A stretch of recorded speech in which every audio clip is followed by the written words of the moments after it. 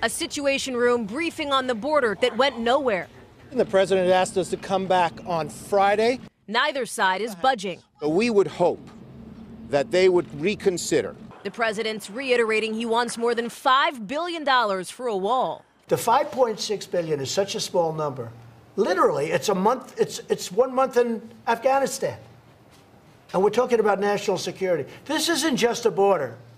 This is national security. But Democrats don't want to give a penny. Nancy Pelosi with Savannah Guthrie. If you and the Democrats don't meet halfway, if you don't compromise, then why isn't the shutdown partially your responsibility as well? It has nothing to do with us. It has the president saying, I will hold 6 agencies of government hostage to my campaign promise that I was going to build a wall and that Mexico was going to pay for it.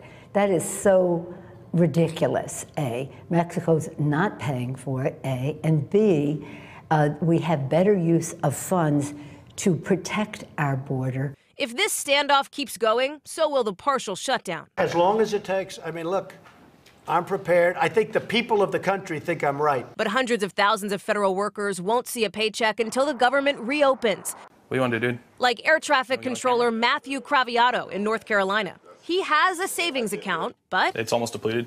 That was my rainy day fund, and it rained. For his part, the president's focused on the border, where this week, U.S. officials tear-gassed a group of migrants. Customs and Border Protection says agents aimed at people throwing rocks at them, not at migrants trying to cross into the U.S. Well, we're joined now in the studio by Alistair Sanford for more on this story. Good morning, Alistair. Morning, Isabel. So what's the impact of this going to be? Well, it's already having quite a large impact. We're talking about a quarter of the federal government that has no funding. It's across 9 departments, some 800,000 workers affected who've either been laid off temporarily or who are working without pay. And as we've seen in the report, a number of federal employees are already feeling the pinch.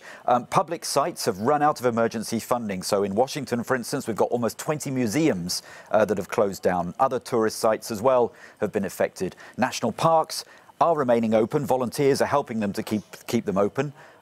But emergency or services have been curtailed. So, for instance, there's no rubbish collection. We saw the pictures in the report. So it means that campsites in national parks have been closed down. Rescue workers as well aren't operating as usual. And in one case in Texas, a backpacker who broke his leg had to be carried out by one ranger alone because there was no proper emergency service. The immigration court system, some 60 courts, is largely closed, and they've already got a backlog of hundreds of thousands of cases.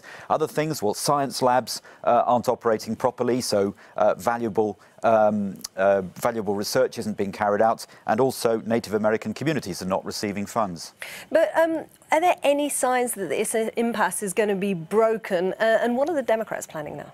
Well, the Democrats take control of the House of Representatives as of today. They've made proposals to reopen the government, and they've offered $1.3 billion for border security.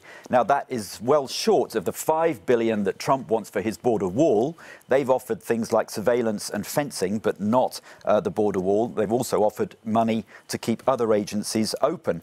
Donald Trump, though, has rejected these moves. He still wants his big, beautiful border wall, and he said last month he'd be proud to shut down the government in order to push for that. So what we've got is a major standoff with both sides digging in. Donald Trump, this was his big flagship campaign promise. Meanwhile, the Democrats, fresh from their midterm success, are flexing their own muscles. Public opinion suggests, certainly one poll suggested that more people blame Donald Trump for this.